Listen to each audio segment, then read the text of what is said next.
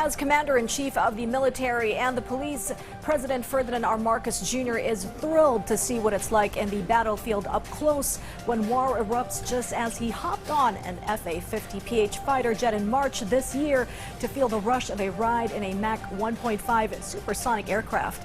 He was not disappointed in getting a ringside view along with son Sandro, his defense chief, national security advisor, and the U.S. envoy Mary Kay Carlson. In today's live Fire Marine drills in San Antonio, Zambales that our Alan Francisco covered in this report.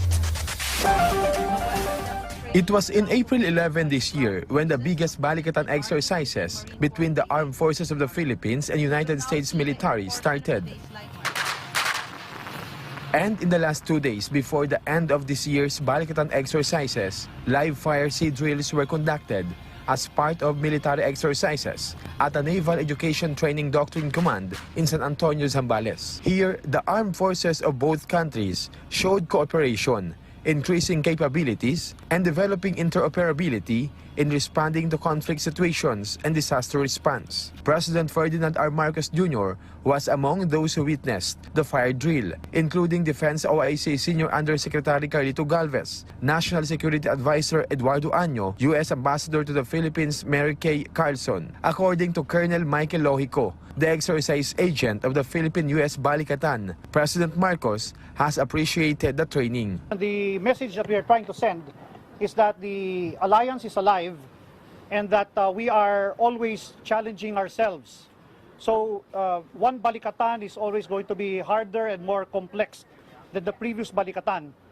That means that in every iteration of Balikatan, you will expect something different. We want to do this because we want to avoid staleness of the exercise, and we also feel the need to challenge ourselves in being able to operate at a different level. Balikatan 2023 focuses on bilateral integration of command and control, sensors, and multi-domain fires. More than 17,000 U.S. and Philippine soldiers took part in military exercises in the fields of maritime security, amphibious operations, live fire training, urban and aviation operations, cyber defense, counter-terrorism, and humanitarian assistance and disaster relief preparedness. The Philippines is a U.S. ally and the largest recipient of the U.S. military assistance, equipment, and training in the region. The message is not geared toward anything outside of the strong relationship and bond with the Philippines. The message is very simple, and if I were to put it in layman's terms, the Philippines and the U.S. forces have been in a partnership since the Bataan Death March. From that time, all the way to 38 iterations of Balikatan, the Philippine forces and U.S. forces have always been allies. And allies in this sense, in a very simplistic way of looking at it, is family.